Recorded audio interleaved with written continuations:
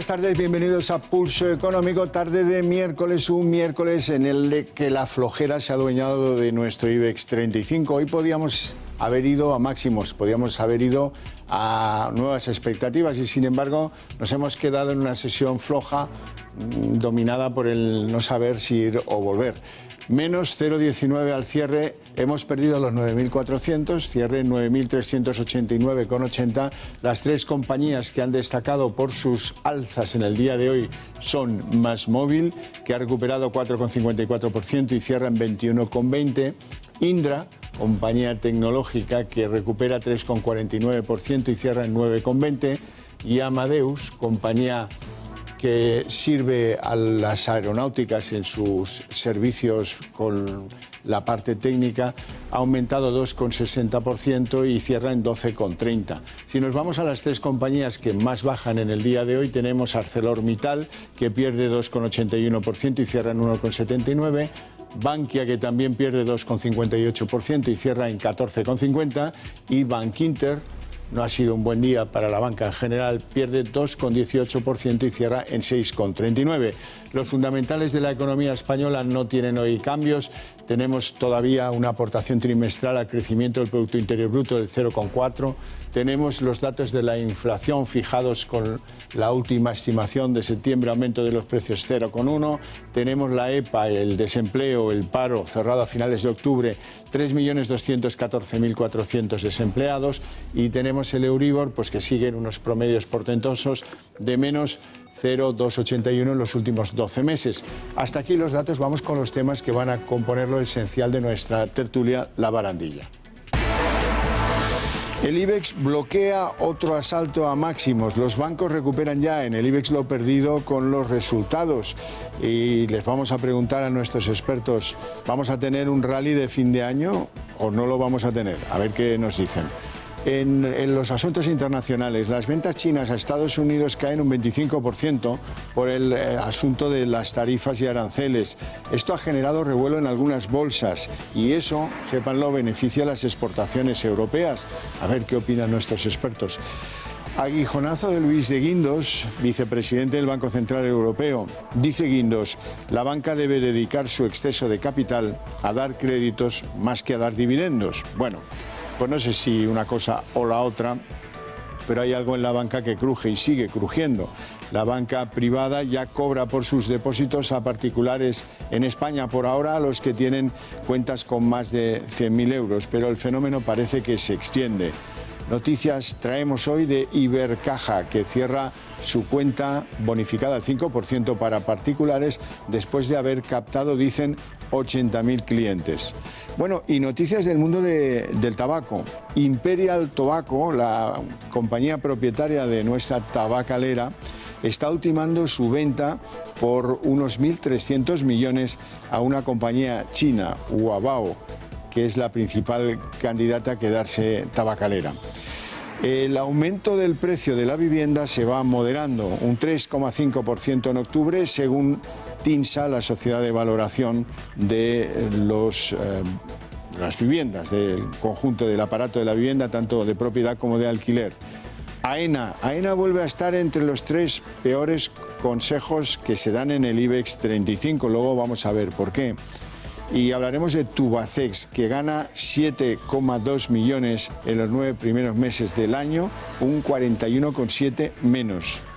La inmobiliaria Merlin Properties va a emitir bonos por 500 millones buscando un plazo récord, 15 años, en la devolución de esos bonos.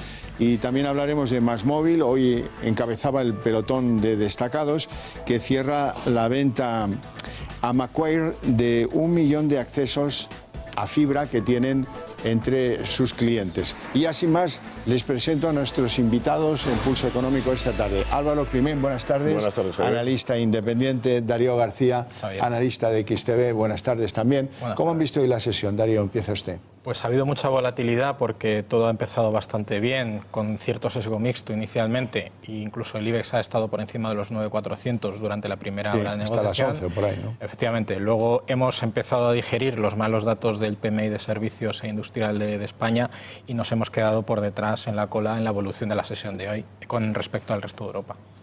Álvaro, ¿cómo has visto la He sesión? habido una sesión hoy también con algún dato adicional, es decir, si ves los datos de pedidos de fábrica en Alemania han sido relativamente buenos, son 3 meses ya subiendo.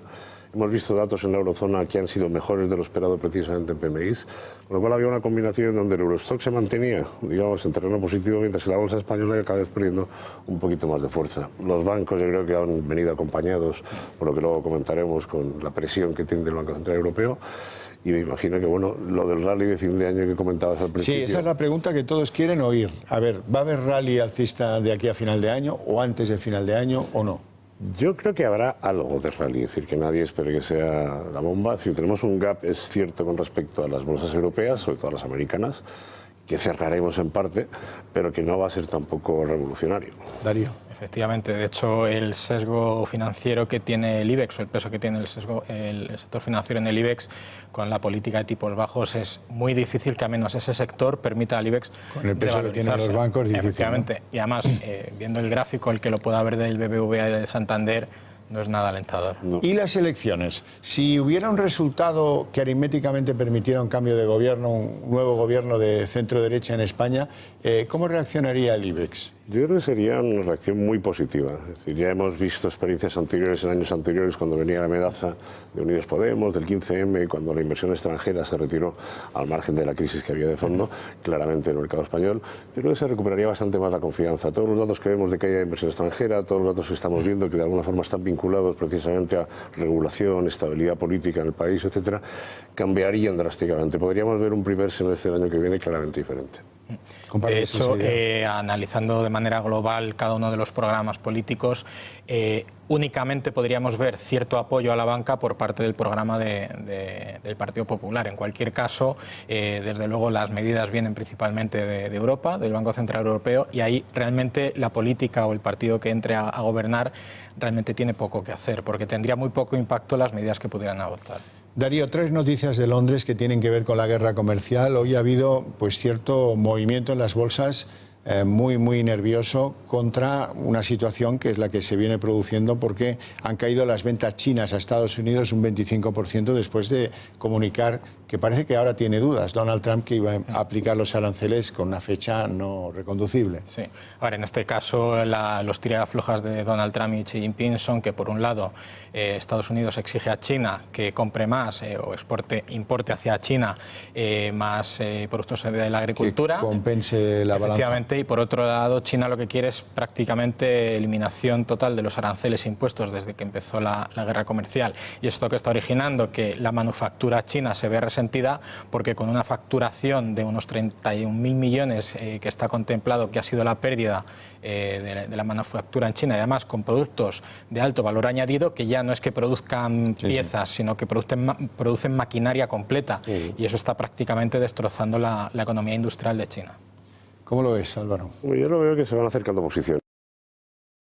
Luego me da la impresión de que además el déficit comercial de Estados Unidos con China durante todo el año se ha reducido ya en un 13% y aunque sigue subiendo y probablemente veamos un déficit comercial máximo el año que viene otra vez, o este año, perdón, al cierre, es cierto que han ido reduciendo y metiéndole un poquito más de presión a los productos chinos. Hay otros mercados como el europeo, los taiwaneses, los vietnamitas que han aprovechado el momento, igual que los mexicanos, para posicionarse en esas lagunas de mercado que han quedado. Eso es, las exportaciones europeas son unos claros beneficiarios de ese desentendimiento entre Pekín y Washington. De hecho, estamos de acuerdo, ¿no? De hecho, podría ser incluso una moneda de cambio para intentar ajustar los actuales aranceles aplicados por Estados Unidos a la Unión Europea. Entonces, hay un cambio de fichas que al fin y al cabo probablemente nos dejen a todos en el mismo sitio donde empezamos, pero con heridas absolutamente todos. Bueno, Pekín proponía una cosa que a mí me ha llamado la atención, que es en las propuestas, en el caso de que se llegue al acuerdo comercial este mes, una de las cosas que proponían era precisamente no limitar tanto la circulación de divisas, no intervenir tanto en las divisas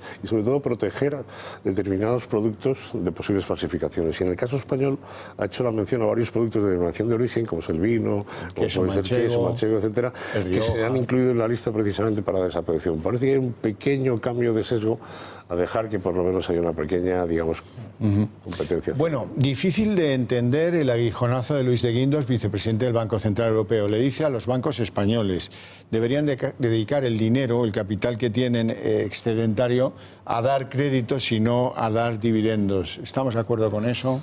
¿Es justo la advertencia? Es justa, y lo que me preocupa de fondo es qué está viendo Luis de Guindos en el horizonte próximo que no hayamos visto ya. Es decir, ya tenemos un sistema de regulación, ya tenemos unos mecanismos de regulación en la banca, ya tienen unos índices de capital que son cercanos al 12%, que es lo que pide el Banco Central Europeo. Es decir, meter ahora una presión adicional porque están viendo que no hay fusiones, es porque están viendo precisamente que la situación a un año y medio vista va a ser todavía incluso peor. Es decir, la desaceleración económica, la caída del crédito. Entonces, ese mensaje que traslada Guindos es un mensaje para mí un poco pesimista en este momento, precisamente con la situación con la que estamos viendo que están los bancos. De hecho, como la única manera que tiene de derivar esa liquidez que tiene a los clientes es vía préstamos hipotecarios, créditos al consumo y demás. Eso incrementaría, por un lado, los niveles de endeudamiento de sus clientes y, por otro lado, además, posibles mermas por impagos que están establecidos a 90 días. Entonces, son riesgos que ya los tienen controlados los bancos de por sí. Prácticamente lo que de alguna manera está pidiendo Guindos a los bancos es un incremento adicional de los riesgos para simplemente poder mover la economía, porque está totalmente estancada. Es verdad. Bueno, por cierto, se ha generalizado en la banca privada en España el cobrar por los depósitos a los clientes. Ahora ya son mayoría los que lo hacen. Es verdad que eso está por ahora en la linde de los 100.000 euros por cuentas y que eso, pues, previsiblemente va a bajar y va a acabar afectándonos a todos. ¿Cómo lo ven? Bueno, yo estamos hablando de un segmento precisamente de la banca muy particular, es decir, altos patrimonios y banca privada, donde los niveles de ahorro pues son superiores en muchos de los casos a más de 5 millones. Hablamos de límites de 100.000 euros en efectivo. Esto es una doble moneda. En su momento, estos efectivos eran muy buenos para los bancos que tenían ese tipo de clientes porque manejaban ese efectivo, pero ahora mismo es un problema para ellos porque les están cobrando el Banco Central Europeo. De todas maneras, me da más la impresión de que es una medida de los propios bancos para filtrar a aquella clientela que tienen ahora mismo en estos segmentos y que no está vinculada al banco y que no le consiguen sacar esa venta cruzada que les interesaba, y con lo cual le están haciendo una pequeña limpia cada año que viene. Hoy hay un ejemplo en la banca española que nos enseña cómo es esto de a río revuelto ganancia de pescadores. Es el caso de Ibercaja. Ibercaja sacó un modelo de cuenta bastante rupturista hace unos meses tan solo, en el que premiaba con un 5% aquel que trasladase su nómina y se hiciera cliente de Ibercaja. El resultado es que hasta hoy ha funcionado, ya se ha cerrado esa oferta y se ha cerrado con 80.000 clientes remansados por la oferta. Eso también pues explica mucho de cómo es la competencia dentro del sector. Básicamente lo que han hecho es ver que la elasticidad en la captación de clientes a través de esa cuenta se ha agotado completamente, y podemos ver que básicamente es la misma medida que hizo el Banco Santander con su cuenta 123, que la dejó de remunerar hace ya bastantes meses. Son cuentas muy pequeñitas que realmente no generan ningún rédito a la entidad, simplemente pasivo, y lógicamente pues si estamos ya incrementando los costes y las comisiones a los grandes depositarios, ¿por qué vamos a empezar o por qué vamos a mantener esa retribución a cuentas tan pequeñas que no generan absolutamente nada? Totalmente de acuerdo. Además, yo creo que también son campañas en las cuales tienes estacionalidad. Ahora toca las pensiones, es decir, acabamos las cuentas nómina, la única que creo que queda en el mercado es la de Bankinter, que lleva como 2 o 3 años de implementación, y ahora llega el pelearse por la cuota de las pensiones de aquí al fin de año. Siempre y cuando el gobierno que venga no cambie y nos quedemos sin. Por cierto, que sepan que el porcentaje que permiten deducir por la aplicación de dinero a los fondos de pensiones, que es ridículo, en el PSOE también lo pretenden reducir. Esa es una de las noticias que corre por Tantam, de la que se habla poco, pero que eso pues sentencia a los fondos para planes de pensiones, si es que Pedro Sánchez consigue revalidar su condición de presidente y de adalid de la economía. Hablemos de empresas y lo vamos a hacer en clave de Tabacalera. Tabacalera está a punto de pasar de manos y ahora no es del Estado, ya lo saben, está en manos de una multinacional del tabaco británica, Imperial Tobacco, y va a pasar a una compañía china, según parece. La van a vender por 1.300 millones y se va a quedar con ella Huawei, que es una compañía de los chinos. Si los chinos se ponen a fumar puros, esto va a ir como un negocio redondo, ¿eh? De cigarrillos ya fuman y muchísimo, y los hacen allí y son, por cierto, bastante malos. Pero como conozcan los puros, los que fumen puros en España, me parece que se pueden dedicar a otra cosa. Básicamente la falta de candidatos, a excepción de esta compañía china, viene derivada porque la compañía tabacalera tiene ciertos negocios en Cuba y evitando posibles sanciones futuras por parte de Estados Unidos, pues simplemente el resto de pujadores pues se han retirado, quedando solamente la empresa china. Bueno, se la van a quedar, los beneficios se quedan en Inglaterra, porque esto no tiene, aquí no jugamos a nada, pero bueno, pues es verdad que para Tabacalera, desde un punto de vista de empleo y de industria, esto puede ser positivo porque la lanzará en un mercado enorme en el que, en fin, sin duda, pues tiene su parte positiva.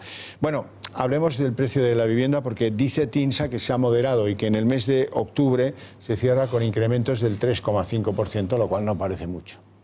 No parece mucho, yo creo que ya lo hemos comentado en algún que otro programa. Es decir, es lógico que después de una subida desde los finales de la crisis de casi el 26% en las principales ciudades y en las islas y una media en España de casi el 18%, pues hombre, lo normal es que después de esta subida rápida haya una cierta estabilización. En cualquier caso, y siempre lo menciono, es decir, los precios medios actuales están todavía por debajo de los máximos del 2007 en un 33%. Es decir, que todavía quedaría corrido y el peso específico del sector inmobiliario en el PIB todavía no está ni al 50% de lo que estaba en el año 2008. Es decir, lo que fue. Es que queda mucho recorrido todavía. A mí también me gustaría recalcar un poco la parte agente que tiene TINSA en el sector inmobiliario, es decir, son tasadores. Ellos, lógicamente, han sido sujetos a agentes del incremento de los precios de los pisos, porque derivada de su decisión depende el importe de financiación que reciben los clientes que piden un préstamo hipotecario. Entonces, en este caso, hay que ver un poquito que quizá sus valoraciones a la hora de hacer las tasaciones se hayan podido ver más ajustadas, teniendo en cuenta que, bueno, quizá el incremento que hemos visto en trimestres anteriores pues haya sido quizá más excesivo o superior a lo que normalmente ha sido la media. Bueno, hablemos de AENA. AENA ha pasado en poco tiempo de ser un valor estrella cuando hicieron aquella oferta de capital, ¿verdad?, a ser uno de los 3 peores consejos que ustedes, los analistas, dan sobre las compañías del IBEX. Y la gente se preguntará qué pasa en AENA, que no ven claro en AENA, porque el negocio de AENA es un poco de habas contadas, ¿no? Sí, va a haber menos tráfico en el 20 que en el 19. Bueno, bien, pero relativamente, ¿no? No entiendo por qué es uno de los 3 peores consejos en el IBEX. Yo tengo 2 puntos más o menos visualizados. Uno, el que has comentado, de que bueno, el incremento del tráfico aéreo se verá reducido a partir del año que viene. Y en segundo lugar, porque no olvidemos que AENA es una compañía del 51% estatal. Por lo tanto, no hay tantos intereses privados, que los hay porque hay otro 49% que es free float, pero en cualquier caso la gestión está muy estatalizada y por lo tanto probablemente no busque mejorar las rentabilidades en sus próximos balances financieros, porque no les compete asumir más riesgos, pues lógicamente evitando lodos futuros. O sea, que hay alguien en el mercado que no le gusta que el presidente lo ponga a Sánchez. De alguna manera. Está diciendo, ¿no?, que el gestor lo ponga a Sánchez. Y a veces son gestores, tanto los del PSOE como los del PP, tengo que decirles que son gestores que saben de aviones lo que un servidor. Que cuando llego al aeropuerto encuentro la salida o la puerta de embarque y no more. Por ponerle un poco de ironía, eso es lo que nos gusta, ¿no? Sí, efectivamente, al final es lo más práctico.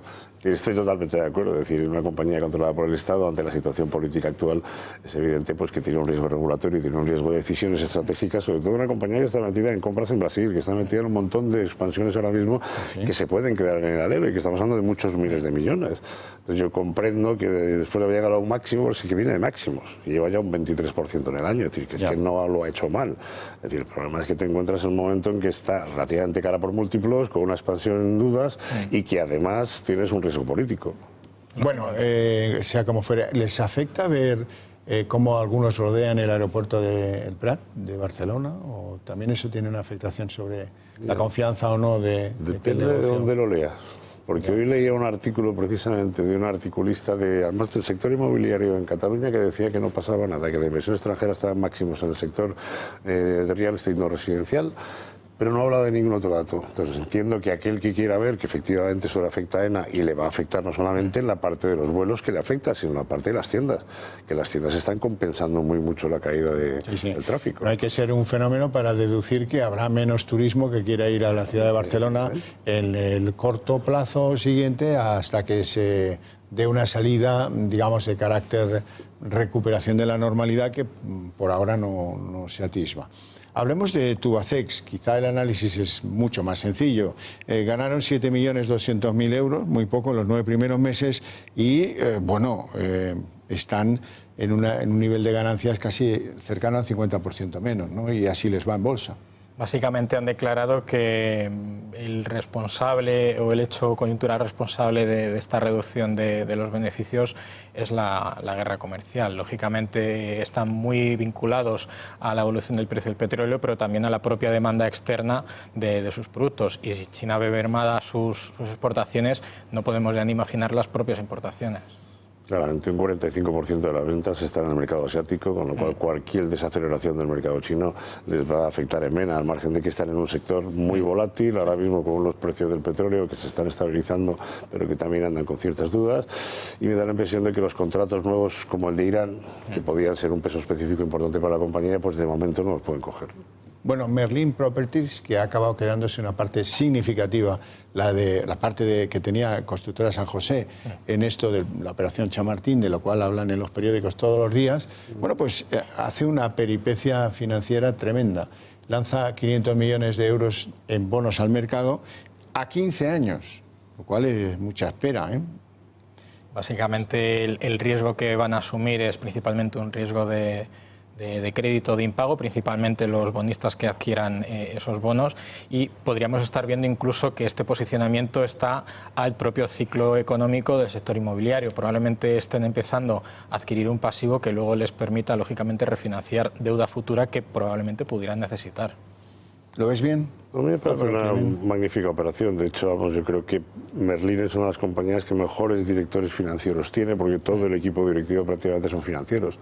Entonces, la operación yo creo que está muy bien, el posponer los vencimientos a más largo plazo ante un escenario de tipos como el que estamos preveyendo en los próximos 3 años, y que se dedique realmente a lo que ellos saben hacer, que es maximizar las rentas por alquileres, que lo hacen muy bien, y a la rotación de activos. ¿Cómo va la rentabilidad de estos bonos? Pues estos están en el 2%, 2 y poco por ciento. O sea, que podría ser un refugio para algunos, ¿no? Es un refugio para mucha gente. De acuerdo, esa es la explicación, no tenemos más vueltas. MásMóvil, hablemos de MásMóvil, líder hoy en las subidas de la bolsa española, cierra la venta a Macquarie, que es una gran compañía muy desconocida en el mercado español, pero de 1 millón de accesos a la fibra. Eso se compra y se vende, ¿eh? Básicamente es una buena operación financiera, siguiendo con el mismo ejemplo, porque lo que han hecho es vender la propiedad de esas conexiones, pero siguen manteniendo la conexión a las mismas en régimen de alquiler. Efectivamente, lo que han hecho es vender pasivo, adquirir liquidez y seguir manteniendo contrato vía alquiler el servicio a todos sus clientes. Usted que se lo sabe todo, ¿qué tal son estos de Macquarie? Bueno, pues básicamente son multinacionales que principalmente adquieren activos inmobiliarios de varias índoles, sector tecnológico principalmente, y lógicamente lo que buscan es acaparar para lógicamente tener un control principalmente en todos los países donde tienen presencia. ¿Cómo ves la operación de MásMóvil? Me parece muy bien, es decir, monetizan parte de lo que es su red sin tocar al cliente y sin amenazar su negocio. De alguna manera inyectan 134 millones en la cuenta de resultados, y Macquarie me da la impresión de que es un gran socio con el cual contar a futuro en el mundo tecnológico, no tengo ninguna duda, en infraestructuras exactamente igual. Bueno, a efectos prácticos tenemos que contar algo económico de las elecciones del 10 de noviembre. Y vamos a ser muy pragmáticos, tan pragmáticos como que dividiendo el arco electoral de los principales 5 partidos que se presentan, que concurren en esos comicios, pues vamos a ver, si votan al PSOE, ese plan que están votando a unos que quieren aumentar el esfuerzo fiscal de los españoles en 5.300 millones. Si ustedes prefieren votar a Unidos Podemos, sepan que estos quieren elevar el esfuerzo fiscal hasta 25.000 millones de euros, de todo y por todo. Si por el contrario prefieren votar a opciones que plantean rebajas fiscales, pues tengan en cuenta lo siguiente. Del programa de Rivera y Ciudadanos, bueno, decirles que el único planteamiento reductorio fiscal es bajar al 44% el marginal del IRPF, lo cual cuesta 100 millones de euros. El problema es una hoja y media. Poco, esto sí, muy poco. Y bueno, sí, plantean unas rebajas de IRPF para proyectos en el ámbito rural, que en fin, que también serán media hoja. Estos son media hoja.